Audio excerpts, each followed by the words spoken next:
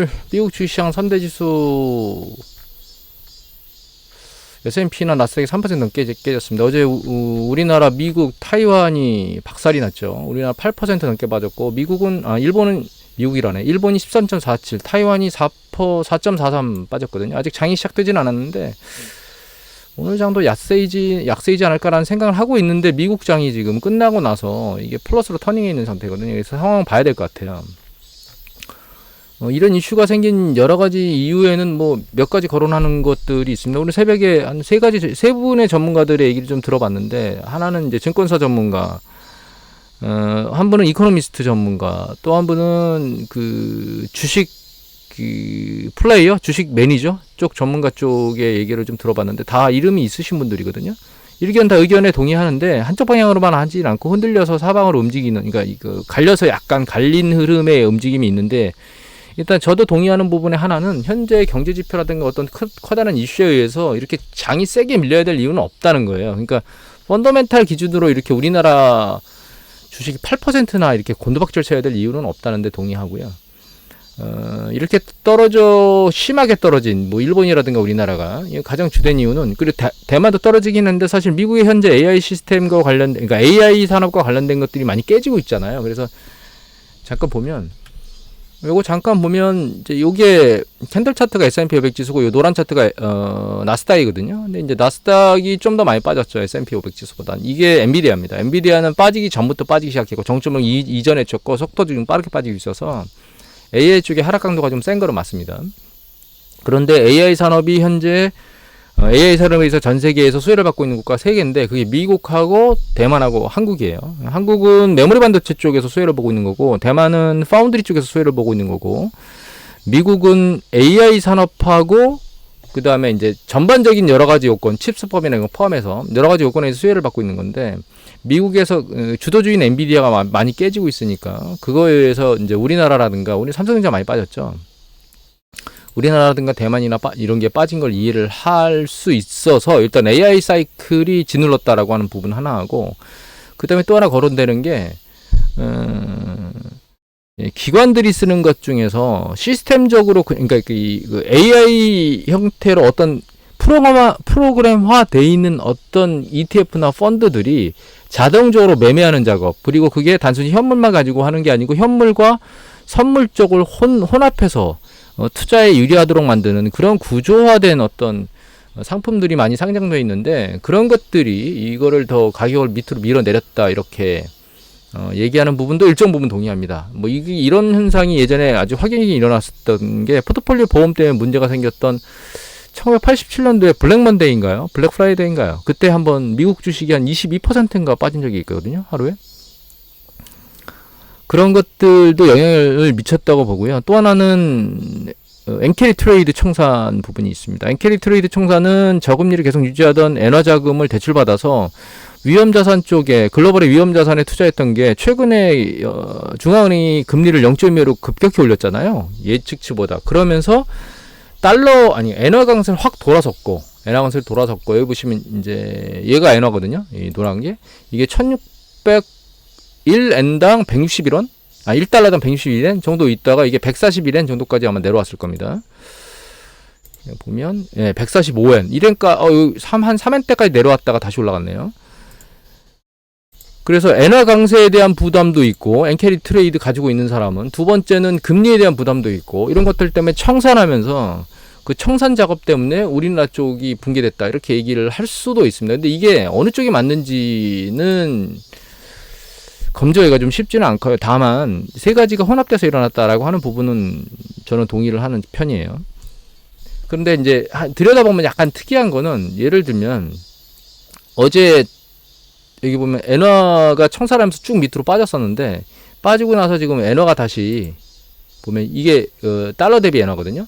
얘가 다시 엔화가 약세로 터닝했거든요. 엔화 강세가 아니고 엔화 약세로 다시 터닝해서 움직이고 있는데, 이게 엔화 청산 작업을 계속 엔캐리 트레이드를 청산하고 있으면 이게 아래로 계속 내리꽂아야 되는데, 그냥 하루만 반짝해서 요걸로 끝났다? 이것도 조금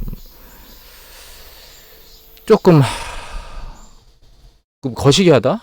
이렇게 얘기를 드려야 될까요? 여하튼 그러니까 말씀드린 세 가지 엔킬 트레이드, 그 다음에 뭐 한 가지 더 있겠죠.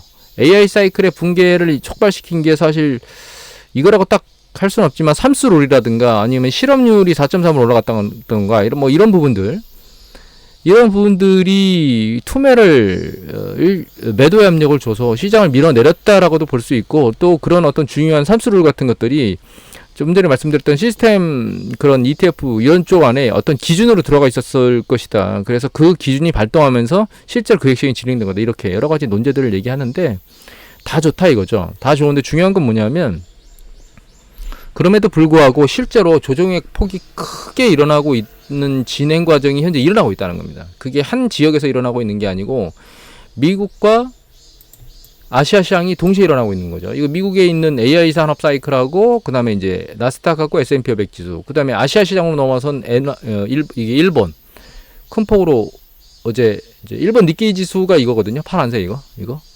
엔화가 이만큼 상승세를 거쳤지만 이게 비율은 똑같은 거 아닙니다. 퍼센테이지, 하락 퍼센테이지는 이 개념으로 보시면 안 돼요. 근데 주가 하락이 엔화 환율 강세보다는 좀 더 많이 떨어진 것 같거든요. 제가 어제 잠깐 봤었는데.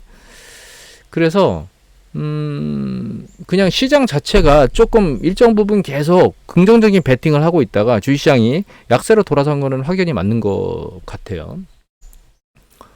그리고 참 제가 이 유리창을 열어놓고 하기 때문에 오늘 소리가 좀 시끄러울 수도 있습니다. 양해 부탁드립니다. 문을 닫고 싶지가 않네요. 매미 소리가 좋아서. 그리고 우리나라 같은 경우 어제 아쟁이 났는데, 이게 사이드카 발동이 뭐 어쩌고저쩌고 하는데 우리나라 큰 폭으로 빠지고, 뭐 나스닥 코스닥은 더 많이 빠졌죠. 그리고 이게 최근 고점 대비 15% 빠졌고요. 2022년도 1년도 고점 대비 26% 빠졌습니다. PBR 배수나 이런 거의 개념으로 놓고 보면 조금만 더 빠지면 0.5배 가이드라인 정도까지 아마 내려갈 것 같고요. 그게 한 2200선 정도 되면 내려갈 것 같고, 이게 직전 2022년도 저점까지도 단기적으로 내려갈 수 있는 가능성을 열어놔야 된다고 생각은 하고 있는데, 일단 상황은 모니터링 해봐야 될 것 같고요. 여기서 매수를 하는 게 맞겠느냐 아니겠느냐 계속 말씀드렸는데, 조정시 매수를 하더라도 매수를 하게 되면 방망이를 짧게 잡고 하셔야 된다고 저는 개인적으로 말씀드리고 싶고, 반등하면 포지션을 다시 줄여야 된다고 얘기를 드리고 싶어요.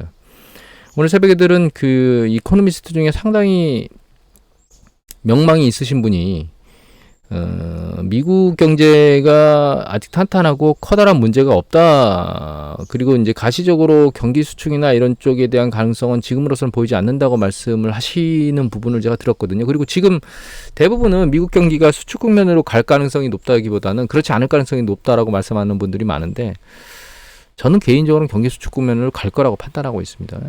그건 이제 제가 보는 방식이 좀 있는데, 그런 방식에 따르면 경기 사이클은 일정 부분 뜨거워졌는데 이제 식어가는 과정으로 바뀌려고 하는 패턴으로 전반적인 게 다 돌아서고 있다고 이해를 하고요. 여러분들한테 대표적으로 고용지표들을 많이 보여드렸는데, 그 고용지표들이 식어가고 있다는 걸 보여드리는 거고, 그리고 경기 사이클은 추세적이기 때문에 한번 그게 추세가 그쪽 방향으로 잡게 되면 일정 부분은 그쪽 방향으로 움직이는 과정을 거친 다음에 다시 사이클이 순환해서 올라가는 과정을 반복하거든요.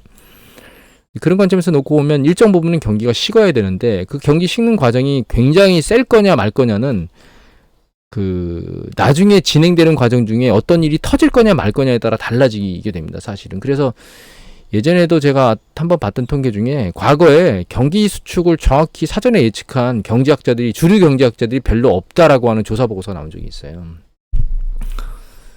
그래서 지금 중요한 거는 일단은 시장이 두들겨 맞았기 때문에 시장 자체는 약세로 돌아서 있는 게 맞고, 그래서 조정 국면이 단기간에 그러니까 이 조정이 요 정도로 딱 끝나고 다시 새로운 사이클을 만들면서 이 전고점을 돌파하고 쭉 빠른 속도로 올라갈 거다라고 하는 부분에 대한 기대감은 일단은 지금은 약간 접고 액션을 취해야 된다. 그래서 위험 관리 쪽에서 포트폴리오를 구현해야 된다라고 하는 부분을 말씀드리고 싶어요.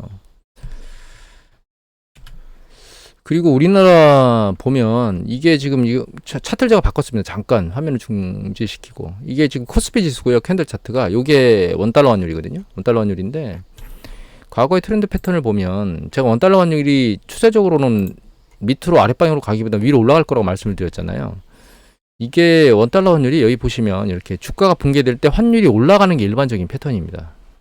주가가 붕괴될 때를 보면, 그러니까 다른 시기를 보지 말고 이게 경기 확장 국면이 아니고 수축으로 내려가는 수축 국면에서 보면 우리나라 통화 가치하고 주가의 가치는 동일하게 둘 다 떨어지거든요. 지금 패턴을 보면 주가가 올라가면서 이 통화 가치는 떨어졌잖아요. 그래서 최근 여기서 국민의 수합 체결하는 거 외환당국하고 그걸로 이제 좀 막아놨는데 주가가 쭉 빠지면서 얘가 다시 내려오다 말고 살짝 반등하고 있거든요.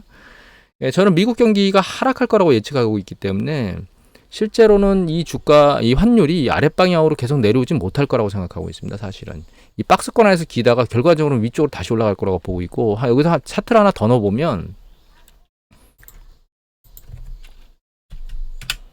여기 하늘색 차트를 하나 더 넣어놨는데, 이게 뭐냐면 달러 베이스로 우리나라 수출 금액이에요. 이게 수출 금액인데 이 수출 금액도 환율하고 상관관계가 있거든요. 그래서 이 상호 작동이 동시에 일어나는 게, 이 주가가 붕괴되잖아요. 그럼 경기가 수축한다는 시그널이죠. 그때 환율도 올라가지만 이 초반부에 올라가는 강도가 상대적으로 후반부에 올라가는 강도보다는 약하거든요. 후반부에 강도가 세요, 올라가는 게. 근데 이때는 여기 보시면 주식시장에서 자금이 이탈하는 거에다가 여기 보시면 외환시장에 수출 자금이 줄잖아요, 누적 금액이. 그러니까 이게 추가로 밀려 들어오는 수출 금액이 점점 줄어드는 거죠. 그러면서 이게 배가 작업을 하면서 환율이 급등하는 이런 현상을 볼 수 있거든요. 근데 지금 같은 경우에는 아직 환율이 떨어지지는 않고 있어요. 왜냐하면 수출이 아직 계속 괜찮은 궤도로 움직이고 있기 때문에. 그런데 이게 미국 경기 수축이 발생하고 실제로 이 수출 금액이 아래로 떨어지게 되면 주가 떨어지고 수출 금액이 빠지면서 이 환율이 위로 급등할 수 있는 현상이 일어날 수 있거든요. 물론 지금 우리나라 주가 많이 빠졌기 때문에 얘가 밑으로 더 세차게 빠지겠다라고 하는 단기간에 그런 생각을 하는 부분을 갖지는 않아야 되겠지만, 일단은 얘가 내려왔다 다시 반등할 거라고 말씀드렸잖아요. 내려왔다 반등한 뒤에 다시 두 번째 밀릴 때 이 수출 금액이 상대적으로 미국 소비 시장이 식으면서 약간 꺼지면 환율은 위로 급등할 가능성을 가지고 있다라고 이해를 하시고 작업을 하는 게 어떨까. 저는 그런 생각으로 현재 작업을 하고 있다고 이해를 하시면 될 것 같아요.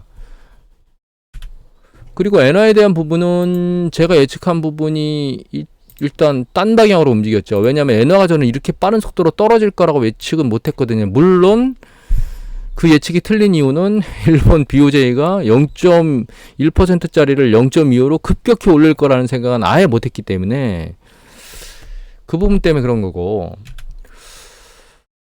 일본 중앙은행이 기준금리에 대해서 또다시 약간 뉘앙스는 추가로 긴축에 대한 뉘앙스를 던지긴 했는데, 지금 금리를 그렇게 인상하면서 지금 일본의 주식시장하고, 그러니까 엔화 시장은 강세로 돌아서니까 일단 일정 부분은 일본에서 중앙은행이 통화 가치가 너무 떨어지는 걸 방어한 거 맞는데, 사실 저렇게 하면 수출에 타격을 받을 수 있겠죠, 엔화 강세로 돌아서면. 그리고 주식시장에는 단박에 타격을 받았거든요. 저런 관점에서 놓고 보면 일본 중앙은행이 쉽사리 기준금리를 또 높이기는 쉽지는 않을 것 같아요, 제 생각에는. 그래서 엔화가 지속적으로 막 추세적으로 미친 듯이 내려가지는 않을 거라고 보고 있고, 어제 이코노미스트가 오늘 새벽에 말씀하신 걸 보면은 1,400원, 1,300원, 그러니까 1엔당 130엔대로 들어갈 수는 있지만 그건 일시적일 거고 많이 내려가 봐야 140엔에서 끝날 거다, 이렇게 얘기를 하시는 걸 보고, 일단 저도 이게 굉장히 빨리 이거 몇 년 동안 내려올 수 있는 걸 한 방에 내려갔거든요, 이게 아주 짧은 기간에. 그래서 이 강도가 너무 세기 때문에 일단 엔화는 이 정도 떨어지고 나면 더 이상 아랫방향으로 계속 잡기는 쉽지 않을 거라고 생각을 하고 있습니다. 그리고 이렇게 주식시장이 세차게 요동치고 움직이면 사실 여기다가 우리가 주식시장이 위험하니까 방어를 할 수 있다고 얘기하는 게 그게 금값이잖아요. 사실 금이 그러면 그걸 대체할 수 있어야 되는데,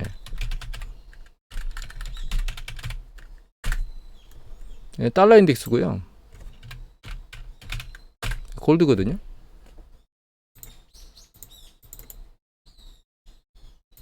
근데 보시면 달러 인덱스 내려오는 거에 금값 올라가는 건 좋은데, 이게 주식 아랫방향으로 떨어지는 곤두박질 치는 거에 맞춰서 얘가 그렇게 올라가지는 지금 못하고 있거든요. 얘가 위에 보면 아까 이 온스당 2,500달러까지 갈 수 있다고 말씀드렸는데, 얘 움직임은 지금 그거를 강력하게 치고 올라가는 그런 움직임은 안 보이고 있어요, 사실은. 그리고 비트코인이나 이런 것들을 예전에 한번 말씀드린 적이 있잖아요. 얘도 주식을 떠나서 뭔가 대체할 수 있는 그런 액션처럼 보이지만 주식시장이 약세를 보이면서 얘도 지금 마찬가지로 패턴 자체는 힘을 보이지는 못하고 있거든요. 자체가. 그래서 이거 일간으로 보면 이건 주간이고요. 일간으로 보면 이렇게 움직이고 있습니다. 현재 이렇게.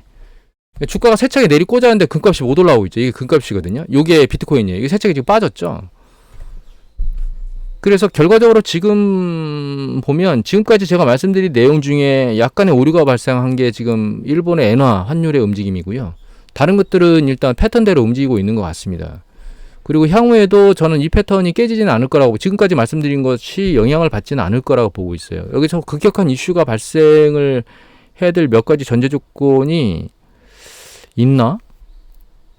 뭐 예를 들면 일본 중앙은행이 금리를 또 올려버렸어요. 그런 상황이 발생한다 그러면 엔화는 강세로 또 돌아설 거고, 일본의 주식시장에 영향을 받게 될 거고, 엔캐리 트레이드가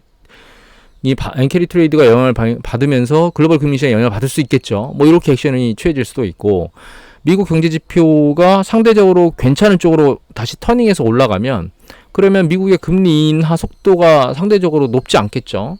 그런 거면 주식시장이 상대적으로는 이렇게 많이 떨어져야 될 이유가 없는 거 아니야? 라고 생각하면서 반등할 수 있는 요지들이 발생하겠죠. 다만 저는 두 번째, 미국 경제가 다시 살아난다? 조금 식어감이 없이, 이 부분은 저는 동의는 일단 안 드리고 싶고요.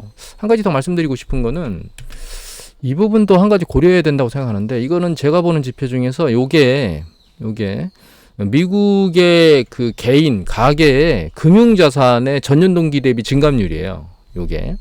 그다음 이건 실질 GDP 성장률이고요. 얘가 소비자 물가 상승률입니다. PCE가 아니고. 그런데 일반적으로 이 소비자 물가 상승률 위에 이 개인 자산의 증가율이 윗단에서 움직이는 게 일반적인데, 얘가 그 소비자 물가 상승률과 크로스를 맞이하면서 아랫방향으로 내려오면 이 GDP 성장률이 상대적으로 아랫방향으로 내려오는 성향을 보이거든요. 이게 윗단에 있다가 이게 아랫방향으로 치고 내려오면 물가는 위로 올라오고 있고, 이게 지금 자산 증가율이 떨어지고 있죠. 물가 밑으로. 그러면서 이게 GDP가 밑으로 떨어지잖아요. 이런 패턴을 보이거든요. 근데 여기 이제 글로벌 금리 이후에 보시면, 여기 보면 이 증감률이 상대적으로 낮더라도 물가가 낮아지면서 뭔가 GDP 성장률을 유지해주고 있었는데, 최근 패턴을 보면 이게 최근이거든요. 여기 보시면 얘가 증감률이고 요게 소비자 물가 상승률이에요. 그런데 지금 이게 1분기까지 나온 거기 때문에 지금 3분기나 이런 것들은 괜찮게 나올 건데, 지금 최근에 주가가 급락했잖아요. 지워버렸네. S&P 500 지수가 급락했죠. 이게 전분기보다는 상당히 낮은 폭으로 낮아졌겠죠. 증감률이. 그러면 이 증감률이 여기서 보여드린 이 증감률이 이 소비자 물가 상승률 아랫단으로 붙을 가능성이 있다는 뜻이에요. 그러니까 미국의 S&P 500 지수나 나스닥의 성장률이, 그러니까 주식의 강도가 위로 다시 빠르게 뻗지를 못하고 밑에서 헤매게 되면 이 자산 증가율, 금융자산 증가율이 아랫방향으로 떨어지면서 이 GDP 성장률에 영향을 미칠 거라고 저는 판단하고 있습니다. 그러니까 미국의 경제 지표가 안 좋아지는 것들이 투심에 영향을 미치고, 그 투심이 주식시장에 영향을 미치는데, 그 주식시장에 영향을 미친 게 금융자산의 증감에 영향을 미치고, 그 증감에 영향을 미치는 게 결과적으로 소비 심리에 영향을 미쳐서 경제를 밑으로 끌어내리는 액션을 취하게 되고, 소비에 영향을 미치게 되면 그것이 다시 고용에 영향을 미치는 이런 그 순환 구조로 갈 거라고 저는 사실 생각을 하고 있거든요.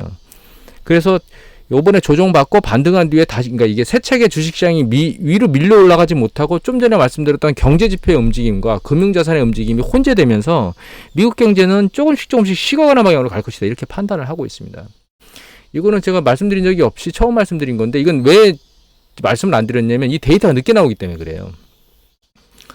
그래서 이 데이터를 주가지수의 전년동기 대비 증감률이나 이런 걸로 조작해서 보여드리면 좋은데, 그것까지는 좀 그렇고, 여하튼 그래서 이런 패턴의 움직임이 있을 거다라고 저는 개인적으로는 생각하고 있다. 그래서 금융시장의 주식시장의 약세가 경제 지표에 영향이 전혀 없는 게 아니고, 미국은 사실 그 주식시장이 상당히 개인 가계의 그 자산 포지션에 지대한 영향을 미치거든요. 그래서 지금 뭐 미국의 DSR이나 이런 데는 뭐 양분화돼서 정말 안 좋은 쪽하고 좋은 쪽하고 나눠져서 움직이지만, 실제로 좋은 쪽들도 주식시장이 상대적으로 안 좋으면 소비 심리에 영향을 미치게 될 거고, 그래서 이제 제가 몇 번 말씀드렸던 것 같은데 미시건 심리지수하고 컨퍼런스 보드 심리지수가 굉장히 잘 모니터링 해야 될 대상이고, 주식시장이 이렇게 깨진 상황에서도 미시건 심리지수와 컨퍼런스 심리지수가 잘 견디는지는 우리가 모니터링 해야 될 대상으로 보입니다. 일단 주가는 반등에 성공을 했네. 일시적 반등에. 이게 기술적 반등으로 일어나고 액션이 진행되겠죠. 하지만 이게 추세가 전환됐는지는 조금 더 봐야 될 것 같습니다. 모니터링은. 오늘은 그냥 중구난방으로 이런저런 말씀드렸는데 조정은 아직 끝났다고 저는 생각은 하지는 않고 있고요. 추가적인 조정이 충분히 일어날 수 있다라고 보고 거기에 대응해서 위험 관리는 해야 될 것 같고, 제가 아마 지금쯤 7월 말쯤에 나가신 분들이 있을 거예요. 교육받고. 그분들한테 조정 받으면 매수해라. 그리고 반등하면 포지션을 줄여라. 그리고 이번에 나갔을 때 조정 안 받으면 매수하지 말라는 말씀을 드렸는데, 일단 조정이 들어왔으니까 이 정도면 매수를 해도 될 만한 매력적인 가격대에 들어와 있는 건 맞습니다. 다만 이게 조정이 끝이라고 생각하기에는 아직은 조금 이르고 상황은 조금 더 모니터링 해봐야 될 것 같다. 이건 기술적으로 너무 많이 빠졌기 때문에 그거에 대한 반등 시그널인 것 같고요. 상황은 좀 더 모니터링 해봐야 될 것 같다. 이렇게 말씀드리고 정리를 할까요? 마지막으로 추가를 하나 안 한 게 있어서 동영상을 올리려다가 잠깐 말씀을 드리면, 이게 10년 국채 수익률은 반등할 겁니다. 잠깐 보면 요거 10년 국채 수익률이거든요, 얘가. 그 다음에 여기 주가 지수예요. 일단 주가 지수 강도가 너무 세게 내려온 게 있죠, 일단 1차적으로. 그런데 이 10년 국채 수익률도 사실은 아직 기준금리가 내리지도 않았는데 너무 과도하게 지금 밑으로 빠져 있거든요. 제가 일정 부분 반등할 거라고 보고 있고요. 얘가 4% 선에 재근접하면, 그러면 얘도 일단 매수 포지션을 확대하는 아주 좋은 대상이 된다고 보셔야 될 것 같아요. 그리고 추세적으로는 이미 말씀드렸지만 국채 수익률은 아랫방향으로 계속 빠질 거라고 보고 있습니다. 추가적으로 여기다 데이터를 좀 더 넣어보면 이 데이터인데요. 여기 보시면 지금 기준금리 멈춰 있고요. 이게 3개월 채권 수익률인데 3개월 채권 수익률이 5.065거든요. 기준금리 아직 안 내려와서 이제 상단이 5.5죠. 그래서 이제 추세적으로 다 아랫방향으로 지금 꺾이고 있어요. 그래서 이 채권 수익률은 전부 다 아랫방향으로 내려가게 될 겁니다. 이 패턴을 보면 모든 채권 수익률은 일단 기준금리가 아랫방향으로, 경기 수축 방어를 위해서 아랫방향으로 꺾이면 같이 따라 움직이는 패턴을 보이고 있거든요.